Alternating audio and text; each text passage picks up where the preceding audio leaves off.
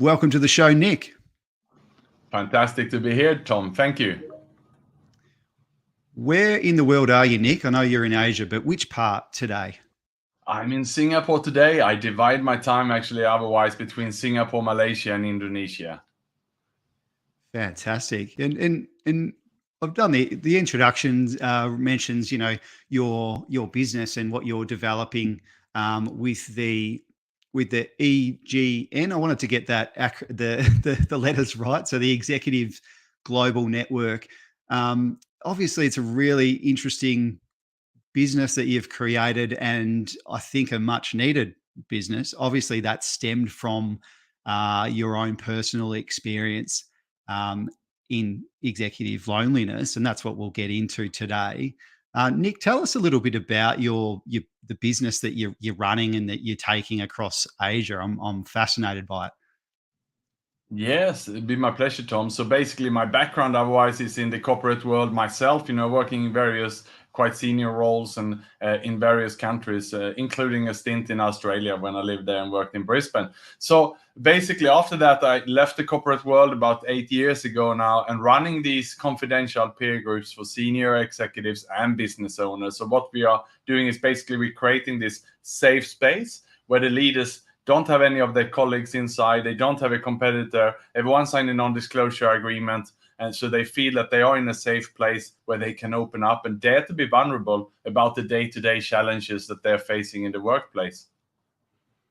Yeah, very, very good, and it's much needed. I guess we've all talked about the last few years and all the challenges that have come with employee well-being, and we've been talking about well-being for employees on this podcast for at least 2 years. But probably the real missing one there is executive mental health, and obviously for leaders or managers, we know that they've got such a big responsibility to what it seems to be to look after their staff. And we know that managers, if people have a great manager, then the well-being of the overall team underneath them is great. If the manager or the leader's not great or doesn't have the skills or can't connect with their team, it has a really strong flow-on effect. And I experienced that myself in my own business through the pandemic. It was really hard. I genuinely felt not quite right at certain points through that challenging period. And I knew that I had the big responsibility of looking after the team, but it was hard because at the same time I wasn't feeling my best. So you really feel the challenge and you feel the pressure. With your experience, Nick, you've obviously had your journey as well. Can you tell us a little bit about what you went through? Yeah, what happened, Tom, and especially if I'm looking back now at my corporate career, indeed, I left the office too many times, having resentments against colleagues, perhaps my boss, feeling pressured into doing things I didn't like to do. I didn't dare to perhaps speak up because I knew that it's better I just comply and get the job done and impress them and do what they want. There was also tension sometimes in the teams, and I couldn't really communicate clearly. And those feelings I kept inside me. And my way of dealing with that was either through sport, which worked for a couple of years, but then I sometimes left perhaps to go to the pub after work and have a couple of beers with my friends, watching sport on TV, and then I forgot about the whole thing for a moment and I felt great. Then obviously waking up with a hangover the next morning, going back to the office, dealing with the same things, and being in that space, over a long time.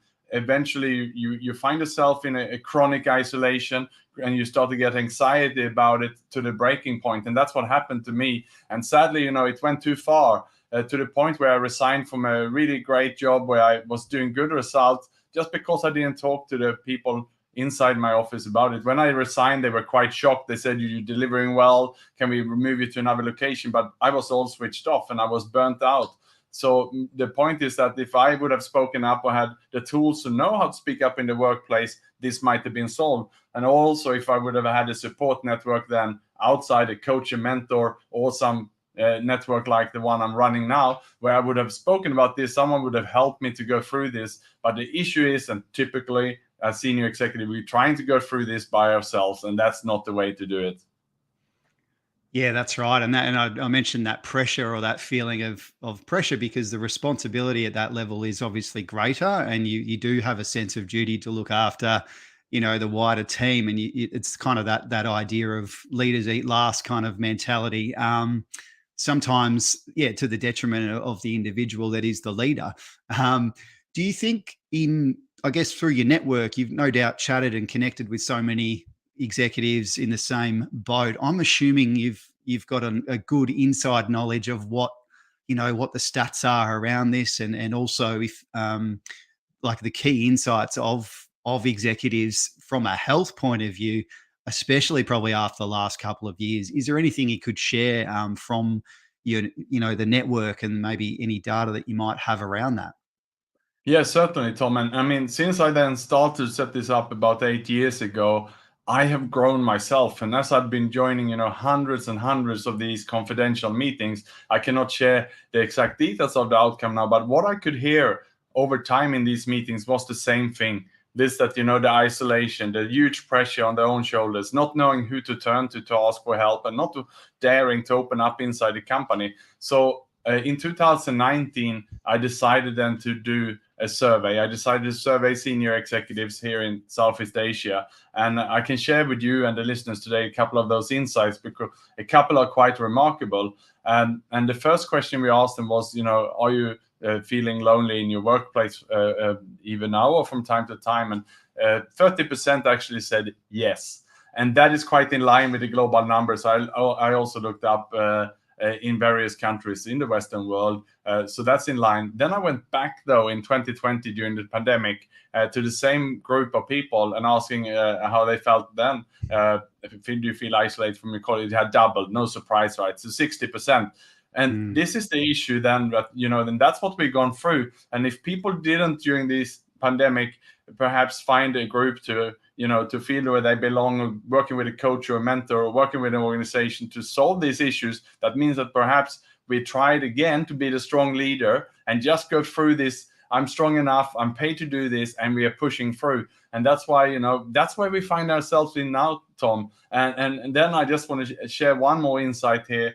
I also ask then the executives, okay, if you now are not feeling good, if you're feeling isolated, you have all this stress and anxiety on your shoulders, is this something that you would talk to your boss or your HR about? 84% would not feel comfortable talking about that. So Mm. that means that a vast majority is keeping this silent inside. Yeah, it's an interesting idea or thought, and it's probably not something that people think about a lot when they're the employees. That who do my top executives, who do they go to when they need help? There was a big interest and a lot of discussion about being vulnerable, and how important that can be for leaders to help build trust in teams, and especially through the last few years. And we saw more leaders be more vulnerable, perhaps mention mental health a little bit more. But there's still, by the sound of your statistics there as well, it's still still that stigma. And I would say, and I'm making the assumption, but for men, men are the worst at reaching out for help. Maybe as well, like, I'm going to make an assumption, and please correct me, but if a woman who's in an executive type group, she might feel more comfortable with her peers connecting and being more open with their feelings. Is that a generalization, or do you know much about that? Yeah, Tom, it's a generalization which I certainly looked into as well. And it Yeah. is true, it is like that. And my findings then, as I interviewed people for my book, Executive Loneliness, I found that men tend to have good friends, but we do just what I said. We go to watch some sport after work and we have a good time together, but we don't talk about the bad times. And even if we go and play a game of golf, or no matter what it is, it's about having a good time, and we're sharing other things. We are very careful to not disclose perhaps the feelings we have. And while the women I interviewed, indeed, if they have something on their mind, it's likely that they have one or two close friends who they are vulnerable with, who they pick up the phone and call. And that friend then typically will say, well, that's not good. Let me accompany you to a doctor. Why don't you see this therapist? I'll link you up, or I come with you on your first appointment. And then they're on the way to sort it out, while we just keeping it silent. So indeed, that's right. Yeah, yeah, for sure. And with the executive personality, I guess. Like for someone like yourself, you're a high achiever. You've done an Ironman. You've climbed the corporate ladder. In your respective field. There's that thing as well around that type of mentality. And again, I'm not going to make an assumption. How people refer to that type A personality, and I'm putting my hand up as well to sort of refer back to my own experience, is kind of that achievement orientated mindset, which is, I've started my role here, and I'm going to keep climbing and keep climbing, the ladder, if you like. Do you think that sort of personality or that mindset, perhaps there's a bit of the negatives of that are that you can kind of keep pushing? Absolutely right. And if I'm looking at myself, I think my habits of being a high achiever already kick in when in the late 90s I studied in Australia on the Gold Coast at Bond University. And I remember, just coming in the first semester being an average student. And then you saw the people who are getting the awards, getting the scholarships, and you felt a bit left out, right? So then the next semester I felt I better work a bit harder in some subjects. I also want to get that diploma at the top of the class and so on. So I started then to really become quite selfish. I wanted to get all of that, and it was all for me. It was not about someone else. And that is what I found, also in the workplace then, that you have these people who perhaps have been, and I call it in my book, anxious overachievers like myself, who therefore need to constantly prove to ourselves that we are good. And then we keep this mentality in the workplace. And that means that you will do everything to elbow your way to the top. You will do everything to impress the bosses, getting the result. And it comes at a cost. And that is then the relationships with your colleagues who will look at you and thinking, who's that person who's just stepping on me, who's going forward, And they might have a balanced life where the career and the performance at the work is not the result is not everything for them. So they are perhaps have it all sorted out. And then we have people like myself who isolate themselves, who do everything to go to the top, which is what I achieved. I achieved some great positions in big companies. But once I found myself there, the journey that I was, working so hard for 10, 15 years, I was not happy. It was a very lonely place. Just like they say, it is lonely at the top, and I certainly felt it. And my story is not unique. This is basically, I hear the same story from the most senior executives I'm interviewing. Yeah, really interesting. And I kind of, I instantly go back to almost that childhood mentality when you're at school and you're like, mate, through family, maybe it's through family, you've got that internal, idea that I need to get A's, and then you go to uni, I need to be the best there. I need to get the best job. So it's kind of that achievement orientated mindset. And again, I'm guilty of the same thing. And I kind of think of it as, I've always thought of it as like, this sort of inbuilt or internal achievement orientated mindset for me is either going to do me really good, or it's going to if I'm not sort of channeling it in the right way and understanding what my why, or really digging into my values and reflecting on that a bit more, it could actually go the complete opposite way. And it sounds like for yourself, with those couple of years that you had, going and probably more drinking rather than Ironmanning, for example. So they're quite two different, different extremes that you were on. With the Ironman, I'm switching gears a little bit here, but with the Ironman as well, like that's an amazing achievement. That was 2 years ago. What made you kind of switch that on? Was it you were starting from a low point and going, I want to really do this, which is the most extreme athletic achievement you could probably do? Well, I started to get quite fit about 13 years ago, so around 2010 and so on. I started to run some 10K races and half marathons and full marathons, and then I was thinking, what should I do now? Well, I start with triathlons, and then when I joined that, I saw the ultimate there was the Ironman. So for me, it was natural. I get a coach and I train towards that, being a high achiever. But at that time, then I was perhaps not in the best space physically, because I was trying to balance then the extreme work. Plus, I was also enjoying my drinks. Plus, I was doing the sport, and trying to do all those three. It was just not enough time, and I put on too much pressure on myself to be the best in all three, including perhaps drinking too much.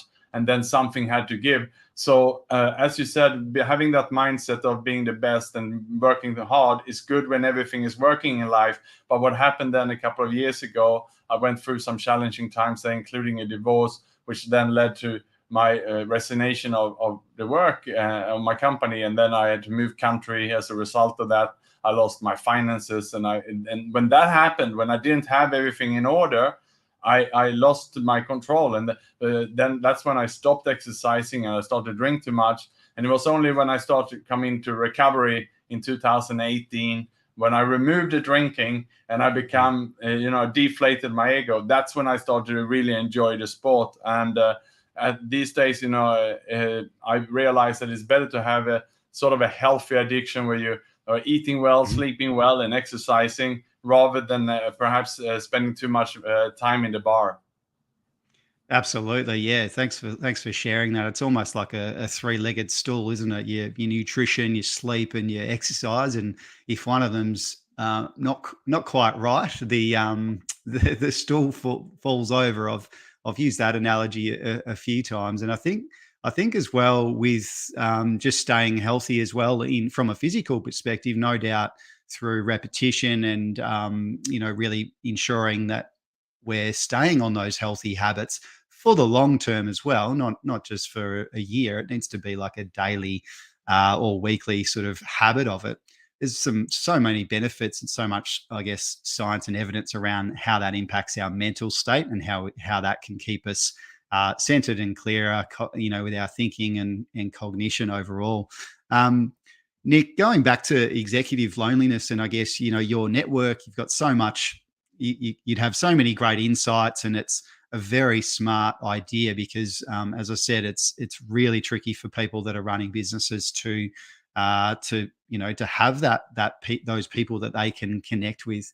And we know another thing in workplaces that's supported by data is having a best friend at work it really shows that you've got it can really increase people's sense of well-being and connection. And again, if you're at the top, who's your best friend at work? You can't really be best buddies with the people that are working for you, in some ways.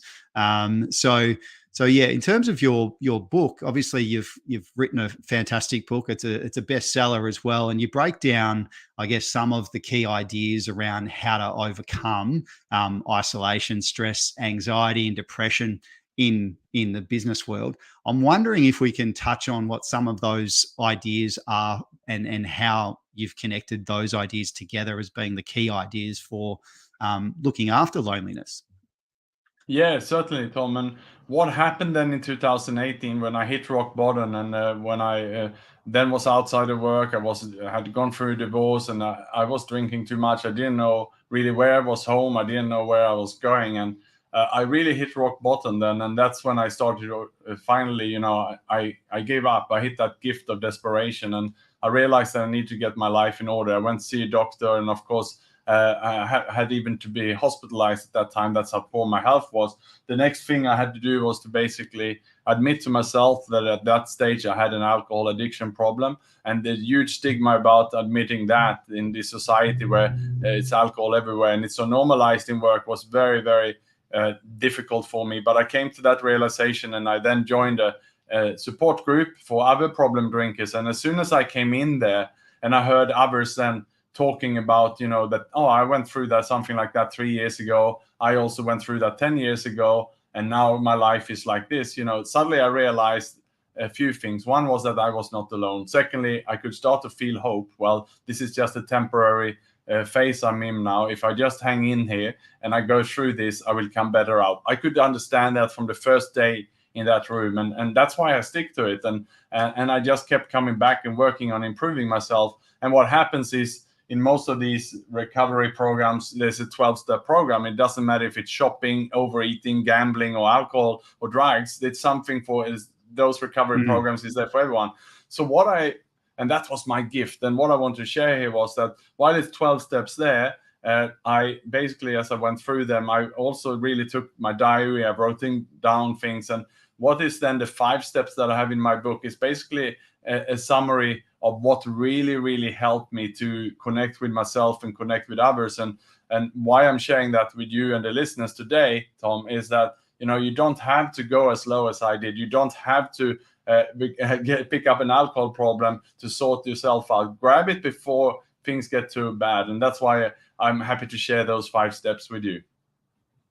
Yeah, no. Well, thanks for sharing that as well with your story, and it's amazing that you've come out of all that and got through it, and you've created, I guess, a bit of a methodology for executives. Yeah, let's hear it. If we can hear some of the steps, that'd be amazing.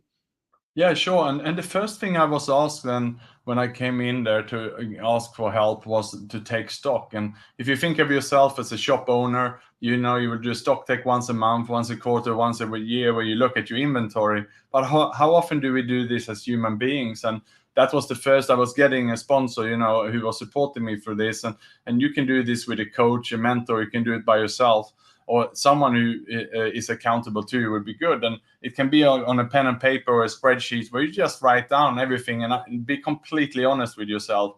And on my sheet, then I had to obviously write I was overweight. I had not exercised for a year. I could hardly walk. That's how unfit I was. And, I had to be honest and say I had an alcohol problem. You also have to write down here all the broken relationships you have.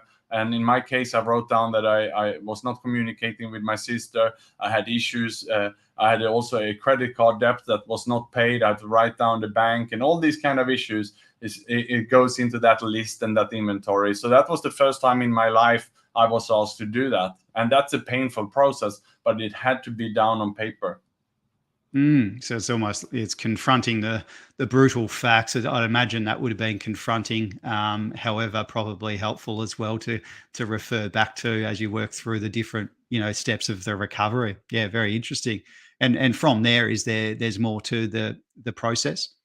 Yeah, so then once you have that list, you need to, and my list was perhaps 30, 40 items, something like that. I heard someone who had a list of 400 items. Oh, wow. So it depends how deep you go. But then it's about, pinpointing what's the most painful points and address a couple of them first. You have a couple of easy wins. And it's really about taking that list and then asking for help. So in my case, then it was seeing a doctor for my health. It was going and getting that alcohol support. And it was, sorting out a couple of issues there, a couple of broken relationships, reaching out to the bank, start paying back that credit card that was left behind. So you start to immediately then getting that habit of, okay, as soon as I ask for help, it's actually, this is working. And then it's easier to tackle the rest of the list after that. Yeah, that's great, and it's almost like a well-being. As you said at the start, you don't have to get yourself.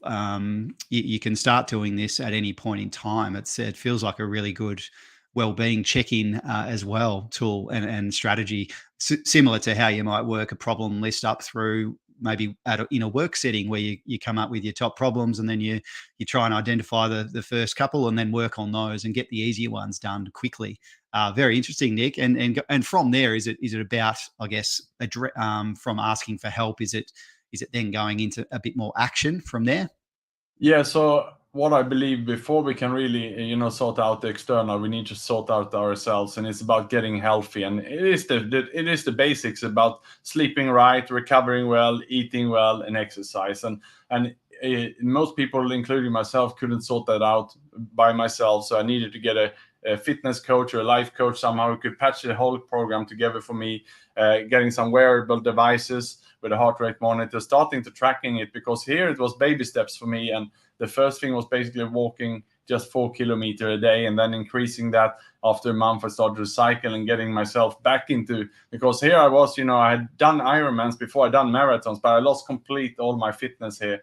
So it was getting that back. And of course, then you're also getting some confidence in yourself as you have a coach who's cheering on you. You also have someone who's holding you accountable. And these days also, if you buy wearable devices, so many of these free programs that you can download and use it. So it doesn't have to cost a fortune. But if someone prefers to work with a coach, then I think this is a good starting point, because as soon as you're on your path to getting healthy, then everything opens up. And In my book, I call basically this part of my journey the natural happy pill, because when I came in and in the step before asking for help, and the doctors gave me antidepressants and medicine, and I immediately felt, oh, I'm not really comfortable taking all this. But I did that for 3 months, and basically then I was tapering off this as I could increase my exercise. And these days now, I'm surviving on exercise and a good diet and a decent sleep, which is not rocket science, is it? It's not, but it's very hard. And again, thinking of executives as that high pressure, high stressor, high stress environment, it's the response, the weight of the world on your shoulders. It's the lack of people that you can connect with, and so those basic, I guess, a lot of people call it self care. Those self care skills like simple sleep is obviously number one almost in terms of foundation. Allows you to recover, think better, perform better, etc. But yeah, if you get nutrition and exercise in there, then it's then you're winning, and you feel like you're in control as well, which is probably it again, channeling that type A personality. We like to feel like we're in control of our destiny in some ways. Yeah. And then the next step then after that was the fourth step. And once you sorted yourself out, you started to get some confidence, you have some easy wins, then it's time to start tackling the relationships. And there, when you have come to this stage, the initial list you wrote, you can go back to that and review it. And really here, you should start ideally to look at all your relationships from your childhood. It might be even that you have something on your mind that happened in high school or at university. You might have snapped to someone, or maybe you said something that really is something you're still walking around with and you're thinking about from time to time. When you're thinking of that person, some pain come up. And in my instance here, there was an incident a couple of years earlier where my sister had given a Coca-Cola to my son, who was about 5 years of age. And in my world, he was not allowed to drink soda. So I basically grabbed my son, stormed off the table, and then we didn't discuss about that. I avoided her calls and apologies for a few days. I didn't return them, and we had a broken relationship over this incident for a while. And I then had to, at this stage, go back to her and make amends and saying, that I'm now on a better path, and so on, and just saying sorry and how I'm now living my life. And that if that happened today, I would have had a conversation about it and just said that, sorry, but I don't want him to drink Coke, if that's okay. So it shouldn't have to be a big thing, but because the space I was in when that incident happened, I couldn't deal with it. And that's the thing. If you are going through any stress, anxiety, or isolation, you've probably done those small little, broken relationships will be everywhere. And what is happening? You're walking around with all of them inside your heart, and there's pain here, pain there. And we just have to be very brutally honest here and go back and fix them. And back to the credit card, I then also paid off. The bank was very surprised that I reached out, because I even had moved to another country. So, they would never have found me. They were very surprised when I sent an email. Say I left a couple of years ago and I realized I have a credit card debt there. And I even had to push, and follow up. And then eventually they managed to sort it out. And once it was paid off, I even got a Christmas card from the bank last year now. So that's, I guess, how rare that was. And then on top of that, I could reach out to a couple of previous employers, including the owner of the company I worked at the time, and just say, because the bank had been chasing him for this credit card debt, and I could come back to him and say, by the way, I'm very sorry about that. I'm sorry that the bank contacted you. It must have bothered you. I was not in a good space then, but I'm now sorting myself out and I want to make things right. So I'm very sorry, and I want to let you know that it's now being clean and being paid off. Once you do that, people will naturally, most of them will forgive you, and they will say, oh, good on you, thanks for doing the right thing. And then you're reconnecting with these people, and the feeling you have for every amend you make is just making you walk lighter. Yeah, what a process that would be. I can imagine that would be the most therapeutic part, and probably the hardest part as well out of the recovery. I feel like just over time, people lose connection with certain people. Sometimes things happen that are negative, which sets that off. And sometimes you just sort of lose contact, and you forget why. Hang on, what happened there? I can't really remember. So even that process of just reconnecting with old friends is a great exercise. And what you've done, and that bank story is quite funny, because they're like, what are you calling me for? You could have ran away.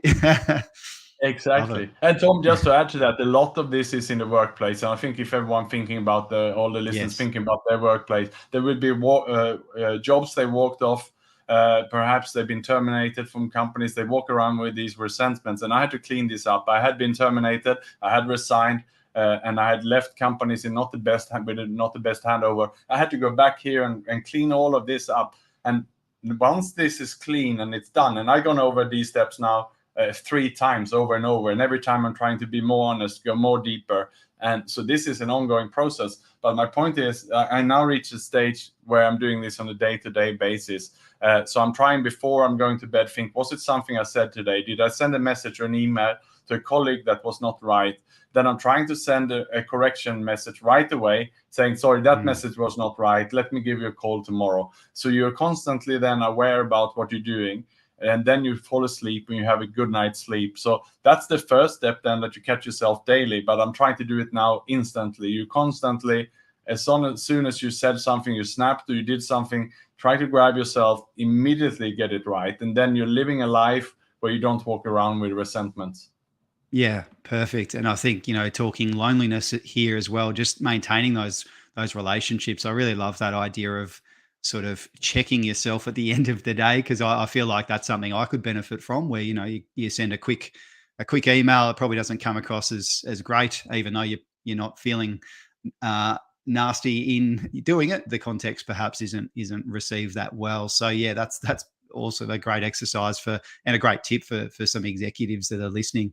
And lastly, there's a final step here. Nick, tell us about that. Yeah, it's about finding your purpose. And I know that that is perhaps a trend these days, but people jump into this conversation right away. And I would say that you cannot do that unless you've gone through these 4 steps, unless you feel free, you are healthy, unless you sorted out your relationships, then you have some underlying pain there. So you're rushing, according to me. But once you cleared all of that and you're feeling good, then then mindfulness, meditation, and all of these things can come in your life. And people, and I'm sure you heard the same, the most people you say you talk in mindfulness and meditation, they say that the mind keeps wander everywhere, they keep worrying about that, and therefore they cannot do it, so they give up. Well, this is the reason. So what happens then once you cleared everything and you do this mindfulness, it's actually working. So that's what I done. I gone through meditation trainings. I even joined some of the courses over here and so on. And it's absolutely wonderful. What happens then? You come to realizations about things in your life that you should do. And in my case, that is about giving back. I remember, as I mentioned earlier, when I came into the recovery and people were helping me, and I was wondering, how come they are so happy? How come they are here smiling? Why are they here when they had a problem 10 years ago? Well, it was about giving the gift back, right? And I learned now that you have to give back the gift in order to keep it. So that's what I do. And even this morning, I was up 5:30 a.m. in the morning to go and volunteer to help others who are now finding themselves in isolation or in addiction issues. And we have support groups where, we are there to listen to others and help others and to be of service in that sense. And that starts my day by getting out of myself and being of service. And then I'm ready for the day. That's fantastic. Good on you. That's such a great way to start the day, and obviously through your business, Executives Global Network. That's also a vehicle for helping people, isn't it? And people that are in a similar boat to yourself, or have been in a similar boat to you. Nick, thanks for sharing the 5 steps there. There's so much value in just listening to that and listening to your story. I wanted to ask you a little bit about leadership in general. And what I'm getting at here is the style of leadership has had to evolve really quickly in the last 5 years, I'd say. Yeah, even pre-pandemic, things were moving fast. Technology was coming in and changing the game. Hybrid working became a thing, remote working. The biggest challenge, I think, for leaders, and again, this is just my opinion, is connection. So connecting to team members who might be working in a different state. You don't see them. You don't even see them for 4 months, and then you do a retreat together and that kind of thing. So I feel like the loneliness pandemic, which is a real thing, and especially at that executive level, I wonder if most of it's because of lack of connection, or I guess trouble connecting with their team, because we could turn on Zoom for half an hour and have a chat, but then it's still through a screen and I'm still looking at a camera, not a person. Um, so I'm wondering, from your perspective, if you think of just leadership and or executive leadership and all the people that you know and have through your network, what do you think the future of being an executive looks like, and maybe the key challenges or the things that people should be aware of? Well, I think first it starts with what we discussed before today, that you got to have it all together. You got to be in that space to be ready to for relationships. You got to have cleaned your baggage, so to say, before you are ready to do that, so that you are feeling open, ready, warm, and it all starts with vulnerability here, because if you have cleaned the baggage, then now you're connecting with people online. It's about, even that we are connecting online, like how you and I started today, our conversation before the recording, even it's about sharing a little bit what's going through in our lives, and it's being vulnerable. And if you are a leader, don't expect that your team, the people who work for you, to be vulnerable unless you are vulnerable first. So we need to always practice this and start give something away, getting a bit personal before we start the business conversation. And I know this might sound like a bit of Asian thing. We all heard about the Japanese who need a day or two to warm up before they get down to business. That might be too extreme, but I think as Westerners, maybe we jump into business right away. And why I want to challenge this, but perhaps the reason is that we are so uncomfortable disclosing a little bit of ourselves. It's easy just to get down to business. And that is what we need to change. Leadership and vulnerability has to start from the top. So for anyone who's listening who is a leader, dare to be vulnerable with your team. And you mentioned also, if you go to retreats and have some exercises where it's really about vulnerability, connecting. And once you start to know each other, you start to understand the issues and everyone have their own story. And you know about the family, and everyone have had going through some difficult times, then you are connecting. So when you are then online, even though there's someone virtually on the other end, but you have that human connection. And that is what I've seen has worked wonderfully. And I saw teams during the pandemic who managed to connect when the leader was vulnerable. Yep. Yeah, fantastic. And I've seen some, I guess, naturally we always think of technology and you kind of think of the negatives associated with connection or, social media being bad and all that kind of thing. But, like yourself, you've got a podcast, you've got a book, you've got content that's consistently out there. So your team can connect with you via your content in some ways, and learning from your story, for example. One thing that we did, I think, quite well through our pandemic and with the company is we made a commitment to do a weekly update each week, and it was either an all in or it was and if you couldn't do that, it was a recorded message that would go out to the team, and it was just a way of being vulnerable, being authentic as well with where I was at as well with where I thought things are at, and it was just a consistency thing. So I think people can now, and leaders as well, can use technology to their advantage to scale their message, especially for those bigger companies where you've got thousands of people all over the place. Yeah, certainly. And I think vulnerability is increasingly becoming a way for leaders to become personal. And we need to. It's challenging times, it's uncertain times.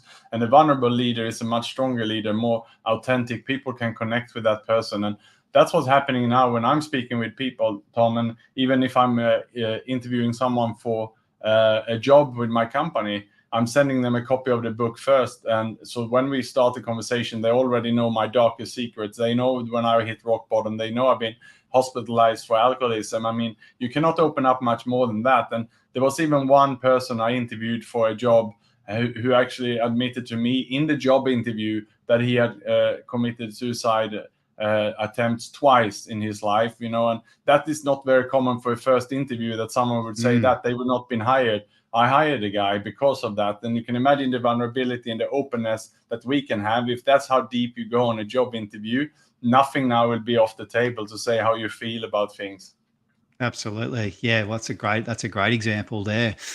Nick, thanks so much for your input today. It's been such great insights. I'm going to have to re-listen to this and take some notes, because there's just so much value in your story. There's so many lessons to come out of it, and also what a great outcome, a best-selling book, an Ironman, and a business network for executives to help them with executive loneliness. So really great talking with you today, Nick, and thanks for your time. Thank you so much.